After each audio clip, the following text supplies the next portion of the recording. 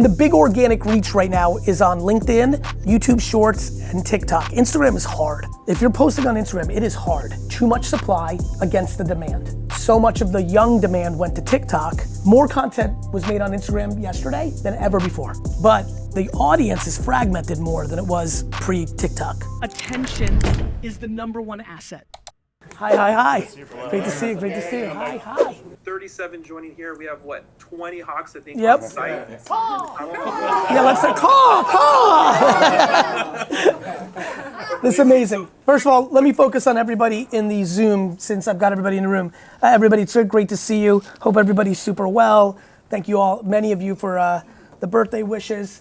And I'm excited about this. This should be a lot of fun for all of you in here. It's also on the big screen as well. So when people from the Zoom ask questions, you're going to bring them up, or are you going to bring them all up on the grid, or you're going to? We're going to bring everyone. Yeah, that's what I want to do. Please do that. Thank you for joining. Please. Hangout Hawk 11. We're going to first start with Seidel. Seidel, thanks for joining us. Go ahead and click the unmute. Welcome to Hangout Hawk session 11.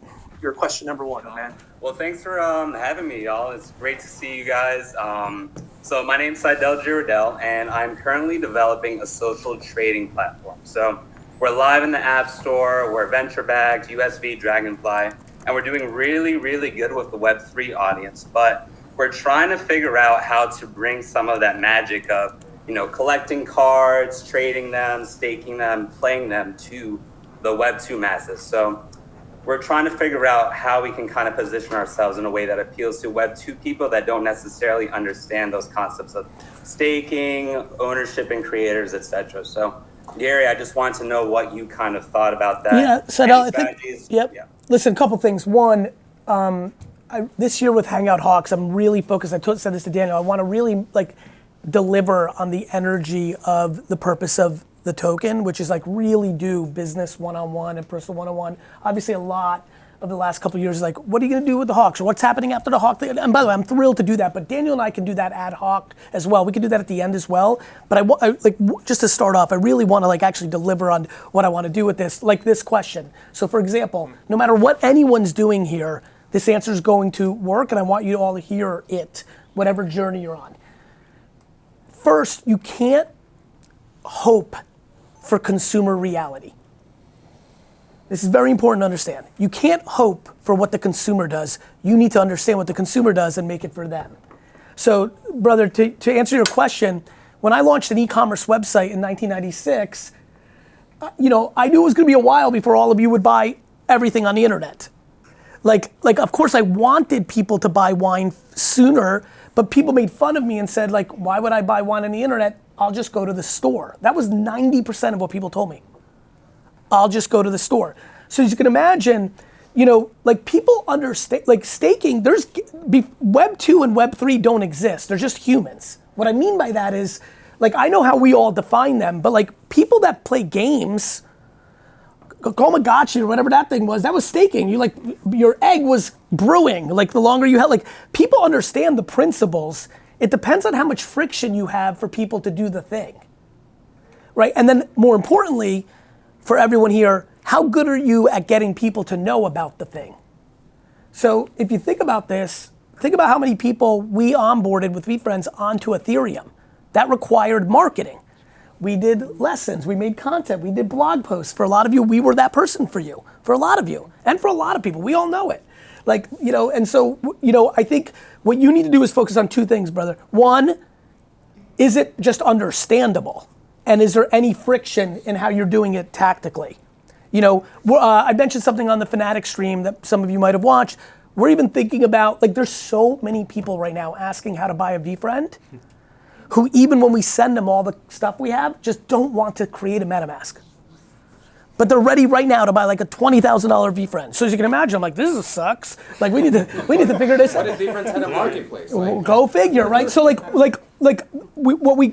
got to think about your friction, right? When I launched WineLibrary.com, the friction was people didn't even have email. That's where I was sending them their receipt. They were what's email? I know, but this one makes sense to a lot of you because some of you know that AI's out there, but many people in this room have not really spent an hour playing with ChatGPT yet. You know it's there, but you haven't. And that's how 97 was. They heard about the World Wide Web, but they hadn't bought anything on it yet. And you have unlimited friends who have not bought an NFT using blockchain technology, right? So 2 things. 1, are you creating friction for them? 2, is it understandable? And then 3, most of all, it's universal for everyone here, is you've got to know how to storytell at scale. Where do you put out your content? Do you have a podcast? Do you have a vlog? What do you do on Instagram and TikTok? The world lives on these devices. And you've got to be able to storytell. So you have to create demand through creative, whether that's paid advertising or organic, preferably organic, because that's the world we now live in, right? Like, it's super cool for all of us entrepreneurs. You don't have to pay unlimited ads. If you are the best in the world at TikTok right now, if you are, you will get unlimited people to know about everything you want. So that's I think the Web 2 world just means consumers. Yeah. You know what I mean, brother? Like, you're just talking about consumers. So I think it's about, you have a marketing question. You know, it's a marketing question. I agree. I really think it comes down for us, the storytelling. We've tried to reduce the friction by getting the App Store, completely removing MetaMask. Correct. All that. That's huge. But I think, to your point, like narrowing down that storytelling. Notice where I went with it, because once I heard you say that, I'm like, okay, he's already got over that hump. People do know how to download an app. Oh, by the way, when the iPhone came out, day 1, like, that was the friction. Like, you know, Twitter was desktop when I started on it. There was no app. You know, and so, like, that was the friction, and that's why huge companies were built. Uber and Instacart, and because that was the friction. So yeah, it's a marketing story for you, brother. Cool. Appreciate it, man. You got it. And the big organic reach right now is on LinkedIn, YouTube Shorts, and TikTok. Instagram is hard. If you're posting on Instagram, it is hard. Too much supply against the demand.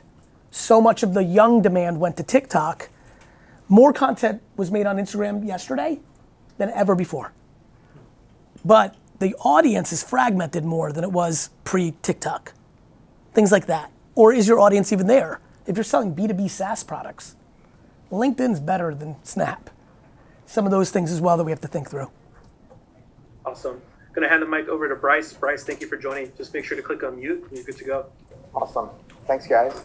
Gary, thank you for your time. Always appreciate you spending time with us, brother. Are you kidding me? I'm pumped to be with all of you. Quick background. I am a first marketing hire for a 75-plus-year-old building products distributor. And I have 1,000,001 different angles that I can play. I've spent the first year and a half building out infrastructure like brand guidelines, new website, first ever CRM for the company, tons of big projects. 2-part kind of question. One, how do you... Oh, you went on mute. You hit mute by accident. Something happened. How do I? Sorry about that. No worries. Kind of a 2-part question here. One, how do you view or create overall marketing strategies? I'm a 1-person department right now. Who are you trying to reach in this company, by the way? Is it a B2B business? Yeah, we primarily work with contractors, GCs, building professionals, remodelers. Right. So are you, Bryce, did you go to school for marketing? No, all self-taught. But through, like, I'll tell you why I asked. The brand guidelines, that like you're going about it very academic, which doesn't bother me. That wasn't like a razz, even though I was an F student, everybody knows it. Like, I'm just trying to get your framework. Like, they had no consistency as far as branding, colors, logos, any of that stuff. Why did you gravitate towards that is actually my question. You need to rally behind something out in the public, right? There needs to be a visual identity that people associate with your brand, right? But you're you're not Nike. You have to win on relevance more than brand positioning. I didn't spend a ton of time on it. I put that together. It's like a 1-sheeter, basically, if that's what you're asking. It's more about the first year. How long have you been in? About 1.5 years. So those were just some of the key initiatives. I mean, the CRM was a huge thing, integrating that with our ERP software and working with our IT department on that. Yep. Building out the website by myself and completely transferring that over. I just got first phase involved with that. I have 7-8 phases, 75 plus pages yet to build out for that, and a content and SEO strategy. I'm trying to figure out from a holistic picture, ramping up content by myself. I didn't even have a functioning website to send them to. Of course. So I had to get some of those pieces put into place. So I guess of course. Overall picture, how would you approach that? And then tactically, as a one-man department, how do I kind of take the biggest and best bite out of that apple?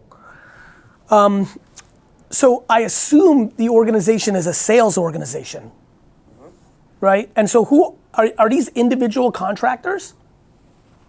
So we're a distributor. So yeah, we're working with individual contractors and contracting businesses, roofers, siding contractors, etc. And you're selling wholesale. Yeah, I get it. And you're selling direct to them through the website or no? No, we don't have an e-commerce aspect Right. yet. So the website is informational that leads to the phone call or the inquiry. It's the lead gen sales engine. Yep, for now. So a couple things. First of all, where if anywhere is the content studio in the world? And here's what I mean, not a studio. You're delivering goods after they phone call you to them, right? And then they are working, right? They're doing their thing. The first thing I would do is play on people's ego. I would create a program for contractors that are like the gold standard contractors, that you are anointing as a wholesaler, these 12 to 20 guys and gals as epic at their craft. By being chosen into the gold standard circle of our distributor, because we think you're the best contractors, we are gonna come with our iPhones, AKA Bryce, I'm gonna come with my iPhone, and we're gonna actually film you on job. And we're going to give you that content and we're gonna use that content. So the way you're gonna create besides SEO, which is absolutely gonna be a monster for you, and you've called that out. If you're talking about the question directly that you're asking me, it is pretty crazy how much you can get out of LinkedIn and YouTube Shorts because of search engine on YouTube and because of the way LinkedIn targeting works against contractors and things of that nature, but you need content. I think your content studio is you picking 12 or 20 customers and flattering them that you think they're good and going and filming them for the day so that you can then post-produce it for your content. Solid. So from an overall standpoint, figure out getting that whole content engine up and running. Content engine is every single question that every single person's about to ask me is content engine at the lowest cost possible. Okay. Yeah. It's the answer. Now, there's a lot of answers after that. Fine, now you filmed it. Yeah. Now what? Like, do you know how to do a thumbnail the first 3 seconds? Do you understand a LinkedIn carousel is PDF versus do you understand Facebook groups? Like, do you understand your content should send to a Facebook group because you can create virality within it that then sends to your website? Like, there's a lot more, but like anything in life, like what's the feet? You know, I don't know if you know this, but your back issues are really your feet. Yes. Right? Yep. Yep, it's a brain fuck, but it makes so much sense. It's your feet. And so just like that, just like I talk a lot about parenting, that's pretty foundational, right? So, yes, notice what I did, and I did it and went in detail because it's a unique answer to your question, but it might have sparked stuff for people in here. Thinking about making content for this business, like fuck, studio, I gotta hire 3D rocks, Here's a way to do it for free. We're gonna flatter the people who already buy from us, make them part of this special club, and what we're gonna do is go and film, and we're gonna bring value. We're gonna film. Oh, by the way, the iPhone is more powerful than the camera D-Rock. The iPhone today is more powerful than the camera that D-Rock used starting to film me. Right? So that's another low cost. Go film. And so, that's exactly right, brother. I'm trying to figure out how to, and by the way, there's so much wild shit. Literally you doing fulfillment in your warehouse, filming that, and if you really know how to ASMR that stuff and do some other wild stuff, there's just wild shit that none of us would believe in a million years would work as business development or marketing that works. There's somebody in your warehouse named Carl that's been there for 29 years who, if you just filmed every day, is actually famous and will drive your whole business. Sure. So it's thinking about these angles that you haven't thought about before that drive down your cost of creative at scale.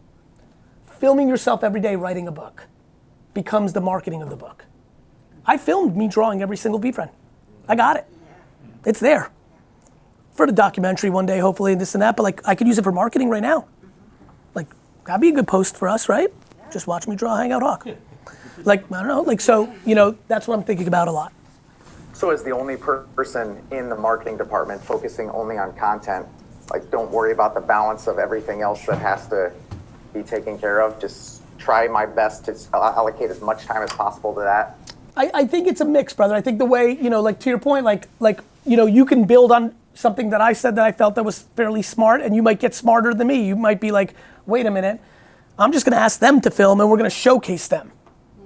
Now all of a sudden, they're doing everything. You're just giving them the cosign, right? So like, I don't mean to take any more time up. no worries. No, but what's good about Hangout Hawk and what I really want to do this year is like, I want to go deep. Like, my dream of this was that one thing was said to you that you took, like, these are things that everyone can comp on.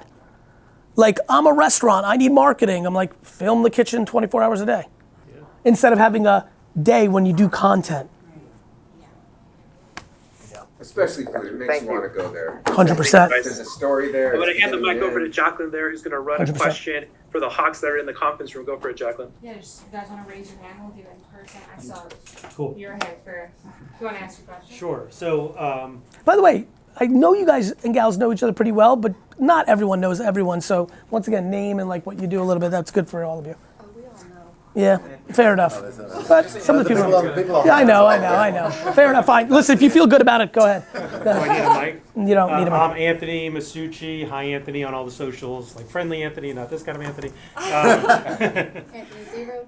Anthony, exactly. Oh, by the way, I had a meeting today. There was a guy I met at VCon, and through Hawks, it's a long story. The short story is something great's going to happen basically because of VCon. Like, No, because of you guys, like us, friends.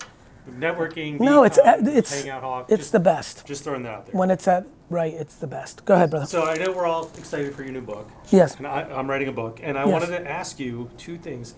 Where did you have the most fun writing the book for you personally? Where was that? And the other thing was how important it is to have the audience before the book, or does the audience come later, or et cetera? I'll answer the second one. Both happen, right? There's people that build big platforms, they write a book, people buy it. Obviously easier, you know, Rachel Ray, Back to Food. You watch her on TV, she writes a book, you're like, eh. And then there's people like Malcolm Gladwell. We never heard of him. He wrote a book. It was fucking epic. It went viral by itself. And then, so both of them. By the way, me, Crush It made me big. The book, I was getting going a little bit, but I was really in wine. And yeah, I got a couple keynotes, and definitely that one keynote, Smurf It Up, like that changed my career, one talk. But the book was equally a big factor. The book organically did well. I don't know if actually it's really funny, this new book, because of its title. So a couple of people have seen it, and now I've announced it, and like I've gotten very aggressive reactions to it. And I've always thought books, like a post on social media, the thumbnail, titles matter. And there's something about this title that just resonates with people from an intrigue, or I fully get it, or like, fuck, that's the thing. So I think I might have something with this one. It's funny, it's been a topic the last 2 days. I'm like, well, we might have something with this one. But Tim Ferriss tested all, right, 4-hour work week. He tested that on Google and crushed. Tim Ferriss would be an example of somebody. So the second answer is it could go either way. Okay. The first one, my favorite, so first of all, when I write a book, it's all audio. So you just I talk it out. into your phone. You know, I always laugh when I'm at book signings and people are like, man, the book really sounds like you. I'm like, you know, because normal humans who write books, speak one way and write a different way. I can't write. That is the one medium that I really don't have. So I talk it out. So for me, I'm very passionate about bringing value. It's very important to me when you sell something. Wine, VeeFriends, this one obviously I think everybody knows I'm thinking for in a very long way. Other things like a bottle of wine, like Empathy crushed. I'm gonna make this very simple for everybody. It was $40 wine for $20. Wasn't super hard to win that game. We had the leverages of the relationships to get the grapes, because I had 30 years in the business and I had a billion favors at my disposal, and we were just able to make $40 wine for $20. And people tasted that. Like if you really drink it enough, you kind of knew. Like definitely people that bought $15 wine that like GaryVee and decided to pay 20 for Empathy definitely felt the difference when you're drinking a $40 wine when you normally drink $15 wine. Same with this book.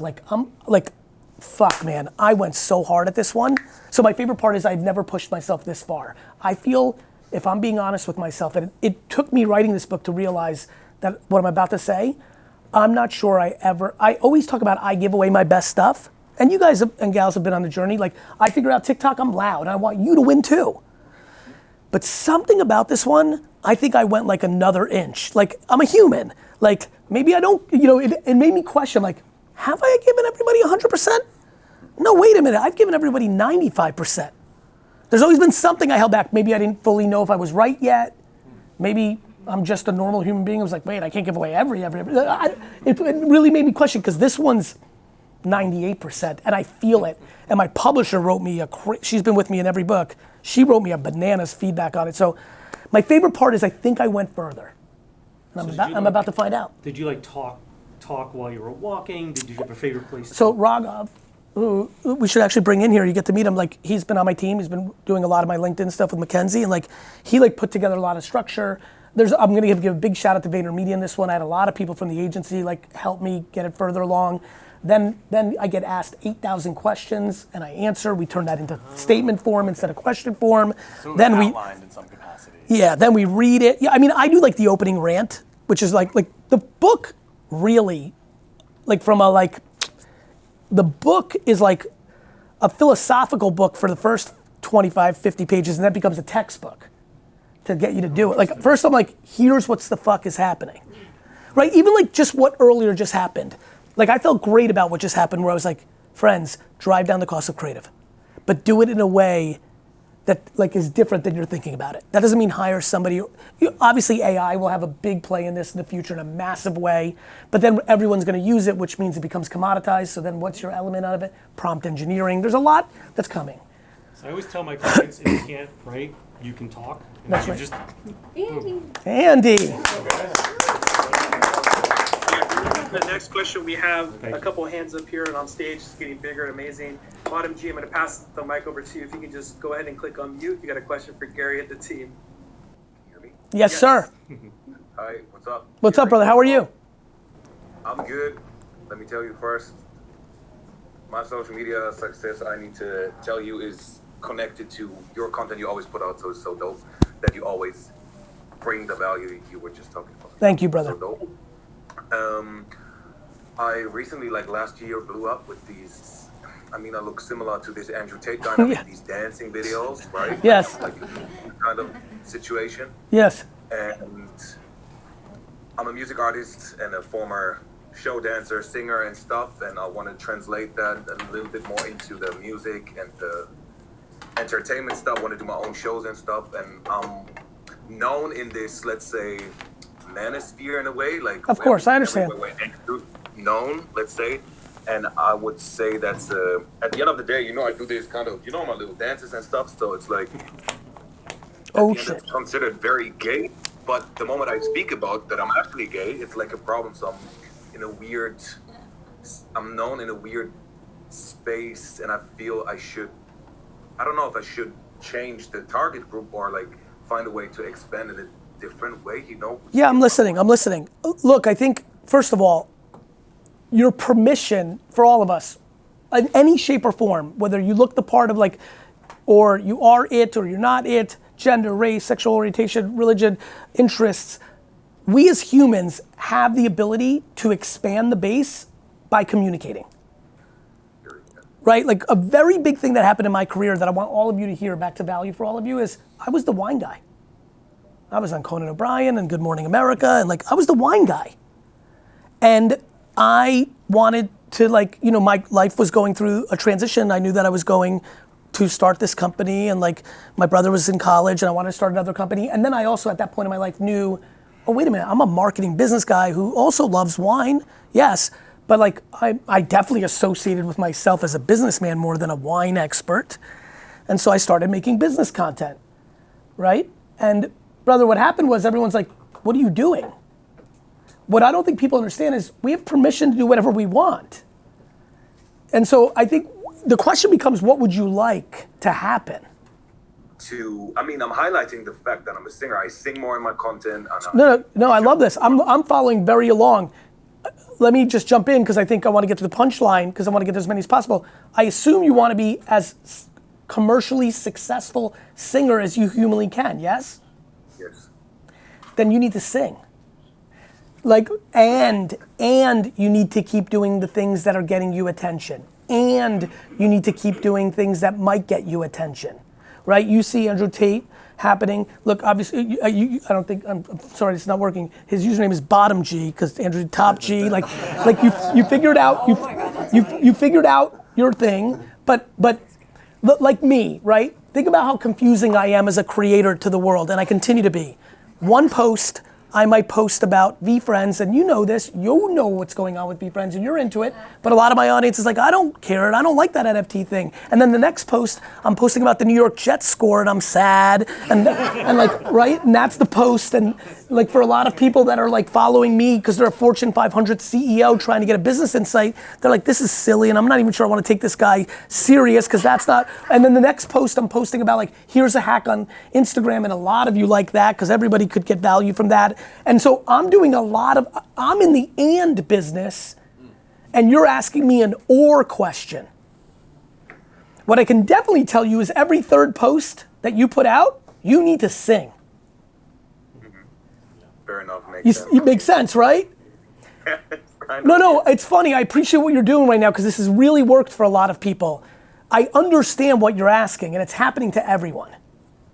Right? Like when I break it down this simply, it seems so like silly and common sense, but everyone's so subconsciously or consciously stuck on the algorithm and how to grow, they forgot why they're even trying to grow. Period. Yeah, this happens with a lot of attractive people. There's a lot of people that have shown their body, both boys and girls, to build their audience, but that's not what their passion is. That's just how they get a lot of likes. They want to talk about cooking, or they want to talk about their car collection, or they want to talk about clothing.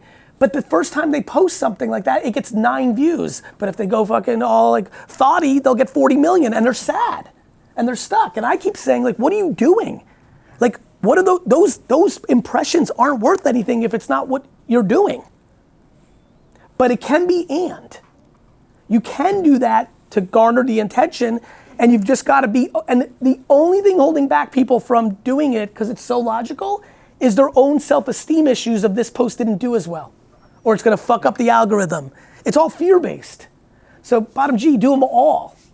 So like a combo, like you highlight more the singing, still do the things what gives me the attention, let's say the viral And you know video. this, and that attention's only going to last for a little while, because it's a moment in time. And it ebbs and flows. And then a third thing, try new shit. Do you cook? No. Good, me neither. Do you like the third thing, like add a third thing and a fourth thing. Garage sales, wine, the Jets, mindset, blueberries, VeeFriends, VaynerMedia, VaynerSports, basketball game, like things. And you know, but stay in the core, you know, yes, you find something that works, don't give that up unless it's completely killing you inside. Keep doing it, but what's holding people back is you do your Bottom G skit or whatever you're doing and it gets 100,000 views, you go and do a song and you sing and it gets 49 views and you're like, fuck that, suck. And to me, I'm like, no, that's right. Because, oh, by the way, to remind you, you just need one right person to hear you sing. True. Yeah. Awesome. Thank you, Bobby. Great. Got it. I think honestly, I think that's again why I'm sitting on some of these today, because I think some of this stuff's universal. Like you're trying to build your law firm or your real estate practice or this, but maybe your golf content is helping you sell your real estate stuff. Maybe your AI observations leads to you selling your book. Maybe your parenting advice helps you sell your you know I say this a lot. I know a lot of you have heard this from me. Watch what I do, not what I say. I'm showing a lot of things, and on top of that, on top of everything else, I do another thing that fucks everybody up on the reverse. I keep my private life private. On top of all that, what most people go to get likes, their baby, their relationships, like, you know, I keep it tight. So you're in control. Oh, Gary, I don't want to do this. I don't want to show my kids. Don't show your kids. Is that the same thing if you're building a company page as well? Do you show a bunch of different things, or if you're doing a company Instagram, do you stay focused on what the company does? No, a bunch of different things. You're the secretary of the company, the office television show should be in play for all your businesses, because it's you got it. I'm glad you picked up on that. The funny banter between you and your employees, might just be why people even know that you sell XYZ. It's this game of and. Like if somebody said, bad news, you gotta write a book right now on top of the book you just wrote, I'm like, fuck it, I'll write and. Because I've been on it. Like everyone's fucked up with or. Awesome. Bottom G, thanks for the question. We have folks in chat asking for your handle, so if you want to share it out here for the local Hangout Hawks, that's awesome. I'm going to hand the mic over to Rarity Dale. Rarity Dale, go ahead and click mute. Thanks for joining us here early. Maddie Mayo, your goatee's looking good today, bro. Yeah. Hey, thanks for having me on. I appreciate it. You got I it, got Dale. this from Mohit since I was in his Discord. So I love it. blessed to be able to come here and do to him. Good to see you. Part of that. So, two questions, real quick. One, first question is, what's the single piece of advice somebody gave you that just stuck with you forever? That's been the most important. It's when my dad told me my word was bond. I was so gift of gab. I was a kid. I just wanted to sell everything. He just like it was in me, but like I was very intimidated by my dad, and he's just very black and white, and very. And I was very affected by that in a positive way. I'm incredibly gray. And that really helped me, and it was at the right time. I was 14, it was the right time. And it really I think it really impacted, you guys know how much love I give my mom, but that was huge. I think when people wanna think I'm a bad version of who I am, I think that guy, if I had terrible parenting, could have been affected by that. It was really good advice at a really important time in my life, and I'm really grateful for it. Thanks for that. The second one is I own a merchant payment processing business. So we're an ISO. So it's mostly viewed as a commodity for the most part, commodity service. Yep. So besides our local client base that we can get FaceTime with and show them some love and care, what do you think that I could do to try to change the paradigm of the clients that are in the rest of the United States besides the local market, so they don't view me as a commodity versus a deeper relationship? Become Flow from Progressive. Insurance is a commodity, which is why Jake from State Farm, Flow, and the Geico Lizards exist. So back to your point in the beginning of content. Brand. Everybody's question is going to be answered by content. Brand is everything. Yep. There is nothing else. It's how humans make every decision. Makes sense. Yeah, so to your point, for some of us in this room, you'll feel comfortable to be in front of the camera. Good news, you don't have to. Just like I don't have to share my personal life, you do not have to be in front of a camera. But if I'm you, Dale, I create a mascot. Look what I'm doing with VeeFriends. This is the extension of me. Empathy, I need to scale my message for my own enjoyment. I'm aware that not everyone's gonna like or listen to me. It's not how the world works. So I'm going from being Hulk Hogan to Vince McMahon. I'm gonna make a lot of characters. Now I'm on a mission, I'm still doing me, right? Yeah. But we're doing a lot of work over these next, even look at how many people saw the Alpha story on Resourceful Robin on Fanatics Live. Anybody? Raise your hands if you saw the card break. 2, 3, 4. I have a pixel, no love for me. So, you guys saw that, even me going further to why I drew the Resourceful Robin. I have no idea how affected or not affected, but watching Decisive Duck, Rare Robot, when that song came out, all of a sudden, storytelling, connective points, why?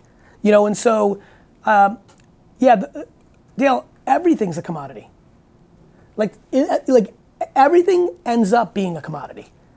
It's so hard to not be a commodity. And so all of it becomes brand. What the fuck? Everybody can make this for $9 or whatever the fuck it actually costs to make at scale, we all understand. So it's all commodity. You need to create a brand, and if you could do it as a human being, that's epic. Because that's what you're doing locally. It's you, the human. You're shaking hands, kissing babies, high touch, warmth, scaling through content. Whether it's you or something, or something that people can attach to. Do you know why a lot of companies are called ABC delivery or laundry? It was because the yellow pages, right? You would show up first. But now that's bad, because it's a commoditized brand, right? And so brand.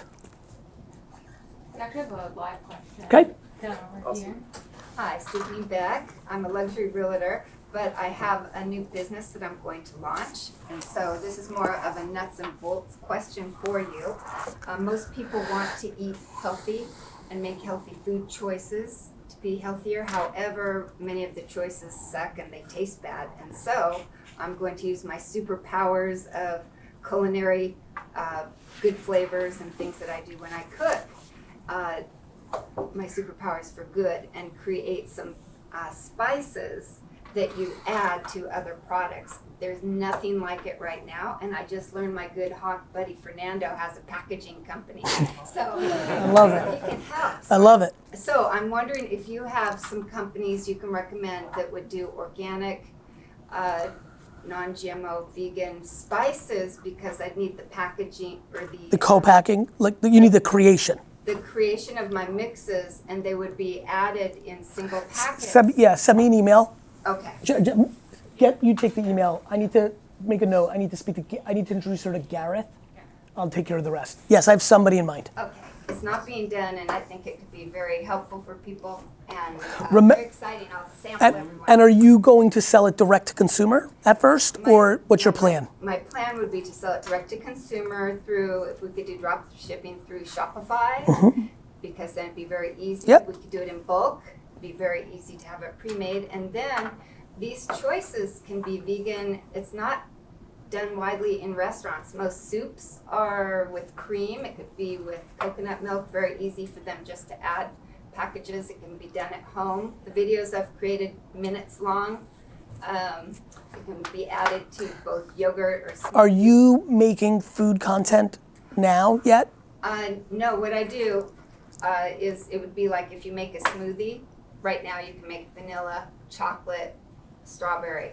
And everyone has a million choices and they have their favorite brand. So for one of mine, you'd take your vanilla, you take a scoop of pumpkin, for instance, to get your fiber, and then you put in my spice package, and now you've got a pumpkin pie smoothie you can look forward to for breakfast. That I understand. Are you the human, Yes. making any food content yet now? I've just done a few videos myself, just In general. but I they're would- not going anywhere yet because That's what I would like you to make unlimited amounts. Yes. Back to his question, what you would be doing in that environment, that becomes the Rachel Ray version. Right. The more you can start making content now about your entire point of view on food, period. Yes. Clean, vegan, grass-fed versus grass-finished, all this stuff. Like, the more you can start building now, you don't need to wait to make content. Okay. You should go eat something outside now and make content. Like, you should start making content as early as possible. Back to book. If the content you're posting is you writing the book along the way, that's a very good formula. So if you wait a year, because this is gonna take a year, formula, packaging, it's gonna take you time. Okay. Like, in that year, 7 months, 9 months, if you go super fast, it would have been nice if you posted 2 to 3 TikTok and Instagram and YouTube shorts a day about food, which gave you a base by the time you launch this versus a cold start. 99% of consumer packaged good products fail. Okay. So you're walking into a 99% failure rate. Okay. One of the ways to mitigate that is to start building community now. Okay. You don't need to make it about your stuff. Right. You could make it about just food. Yeah. Okay. Like you could, especially when you're in New York, like there's so many good options. Like you should start doing that now. Okay. Great. Good. Okay, we'll do it. Thank you. Awesome. We're going to go back in here just because we know a lot of folks are virtual and aren't with you right Yep. now to spend time. So I'm going to hand the mic over here to Pedactor. Thank you for joining us. Just go ahead and click unmute. Okay. We'll do more. And Daniel, you're in the comments, right? Normally I'm in the comments, but since I'm in a Got it. yeah, cool. Yep. Go ahead, brother. Thanks, Gary. Happy birthday, bro, first of all. Thank you, my brother. How are you? Good, man. Good. Hey, 2 really quick things. One, I'm sitting in the business I asked you a question about back last summer about how to start, and we have blown up, by the way. Proud of you, bro. So thank you very much. That's for awesome, bro. your guidance. Proud of you. Thank you, brother. My next question is actually the more important one, and I'll try to make it quick as I can. But Well, the first one was a I wanna statement. bring things- I'm just having fun with you. Go ahead. Oh, okay. I really want to say, kind of go back to the whole Web3 ethos of things. So, kind of the environment we're in right with Web3, it's kind of become a weird place to navigate from a business standpoint. Nothing to do with this business, but I know she's in the room right now, Laptop Laura, and we teamed up a while ago to use IP rights from the NFT projects from 2001 that aligned it with, we had the book Duck Buddies. I'm looking at it. Yeah, and well, stay tuned for the next one because you said titles matter. The next one's the Horny Yeti, so you'll love that one. But we're really committed to use this project in the Web3 world. Like that's why we wanted to go into it, not only from the IP rights standpoint. So that's great. Value to our readers because it's a hard industry. Like kids' books, like you may as well jump into like a million people pool, right? It's a tough one. I'm about to find out. We're in where we can't do back what we did 2 years ago. Like here's a bunch of tokens, here's a bunch of NFTs, and here's ownership, and blah blah blah. How would you now? Well, good news. I just want this is important based on the energy of the room. Neither can people that do DTC after iOS 14.5 update took away cookieing. Neither could people that were first result on Yahoo when Google became the primary search engine. Neither could people that run television commercials perfectly, but now nobody watches them and they have no idea how to do social media content. Like it's very important, like there's something going on in the Web3 world that they're like, oh, now there's a stigma around NFT, and like I'm like, that happens every day in business all the time. There's always ebbs and flows. So I just want to ground that first. It's not like, and more importantly, this is what like social media took 15 years for like the main world to be like, okay, this is a thing. Like all I did was be in rooms like this in 2006, 7, 8, 9, 10, 11, 12, 13, and people are like, when are they going to take Facebook serious? I'm like, one day. You know, now, that being said, this is more internet 2001. Because the crash of the internet stocks on Wall Street in 2000 gave the internet a stigma. NFTs have a stigma because of the up and down. But that, like, I don't know, literally nothing in my brain has changed about how I see all this. And like, you all know this because in the height of all the prices, I made videos saying 99% of these are going to zero. And all the time I said, this is 30, 40 years. Now, I myself got caught up in the excitement of things of that nature, and I understand that. But like, the macro thing's the same. Like, as a matter of fact, the advancements of AI over the last year and how fast it's happening and how much deepfake video is literally on the precipice of being everywhere, the blockchain is gonna be the most talked about technology. It's gonna verify all information. I am not gonna post one thing on the internet, ever, in 2026, which is 2 minutes from now, until I post it on on the blockchain to show that I posted it. And so when you watch it, you can be like, did Gary post this or somebody? And with the rise of because everyone's gonna be scared fuckless about AI once they really see. Do you understand how if we wake up every day and 80% of the videos we see on the internet are fake, how fast this is gonna turn? This is gonna be one of those things. It's gonna you're gonna wake up and it's just gonna be like everywhere. It's already happened. It's not zero right now. It's not zero. ESPN reported something about Dame Lillard that was a deepfake.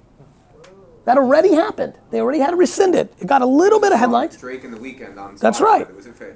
Right? So the writer's strike and actor's strike took a while because of this shit. Like there's a lot going on. So anyway, to answer your question, brother, first I just want everybody to know, if you like the blockchain, good news, it's not going anywhere. Right? If you like NFTs, good news, they're not going anywhere. 99.9% of NFTs are not going to be collectible because the people can't create demand. 99% of sports cards aren't valuable. 99% of art is not valuable. 99% of comic books are not valuable. 99% of sneakers are not collected. Watches, cars. That was the part that everybody got confused with. NFTs aren't Beanie Babies. NFTs are stuffed animals. Stuffed animals do great. Squishmallows are hot right now. But it's an individual project within a framework. NFTs is the framework. Got it? So, to answer your question, you gotta weather the brand storm. Like, or not do it, I don't know. You know what I mean? Yeah, no, we're committed to doing it. We could have dumped the Web3 idea a long time ago. We just wanted to make sure that. Yeah, I mean. How do we operate? And there's so much cool shit going on in Web3 right now. Like technology advances. It's getting better and better and more interesting, and it's gonna be easier for users, and it's so cool. But yes, I'm aware of the brand positioning of NFTs. I promise you I'm aware. Awesome. Thank you, Hector. Appreciate it. One more virtual, then we're going to go in person. I'm going to hand the mic to Benny, who was next up with the hand raised. Thank you, Benny, for coming.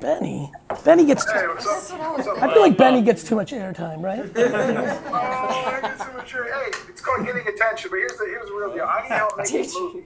Okay, and I know, and it's about Robin Hood, the artist, the guy that you wore his hat. You remember this story? I do remember that kid down in Miami. So after during VCon, So I know. Hold on, I want to make sure the team in here knows. So there was an artist I met. He's in New York now. I met him at Art Basel. I wore his hat. Benny got. It was good things happened, which is just like surreal and like. He came from very challenging circumstances, got some momentum going. Go ahead, just trying to get a little framework. Yeah, you can create more. I went Thank out to you. his van after I met him at that ladies event where we talked to him at. Yep. And I bought all of his artwork in his van. Well, I had no way to get it home, right? So I live in Pittsburgh. I said, if you drive it to my house in Pittsburgh, I'll pay you the rest of the money, and then that's it. So he came to Pittsburgh, fell in love with him even more, heard his story, ended up feeling like compelled to like drive the rest of the way home with him. I got in his hoopty minivan and drove to Brooklyn with him. I interviewed his family. I interviewed him. I saw where all of his art is. I saw all the stories of his art. Anthony, who's sitting right next to you, has been part of this. J-Dev, my media guy, he's got all the footage that I recorded. And we were thinking about, this is before the announcement at VCon in LA. I was thinking about trying to figure out how to make a documentary with my own media team. You should. Like this guy's story about his story about Art Basel. You should first and foremost 1,000% put out a mini doc on YouTube, or a Vimeo, like a 5-7 minute, like call it half trailer, half mini doc. Just play a little bit. Okay. But keep going. And then I was thinking, well, then when you announced that VCon's going to be in LA, and I love a good satellite event, and the Hawks like a satellite event, I would love to do a production where it's like this movie presented by like the Hangout Hawks. Maybe if we can get VaynerWATT, involved with it a little bit. I was going to reach out to your partner on that. I know it's probably a long shot. Listen, My body language is I literally just had a meeting with him 3 hours ago where he's like, hold on a second. Yep. And then I remember who one of your first I remember who one of your first speakers were at the first VCon in Minneapolis. It was Spike Lee, the famous Brooklyn director. I've heard of him. And this guy grows up. Robin Hood is in the hood of Brooklyn. I'm talking in the hood, bro. Yep. And I just think that there's this weird thing that's brewing right here. And again, I'm just Benny Fisher. Like, I'm a roofing contractor. Like, I'm not a filmmaker yet. But I'm really passionate about this project, and I want to know the next steps. I like the mini doc idea.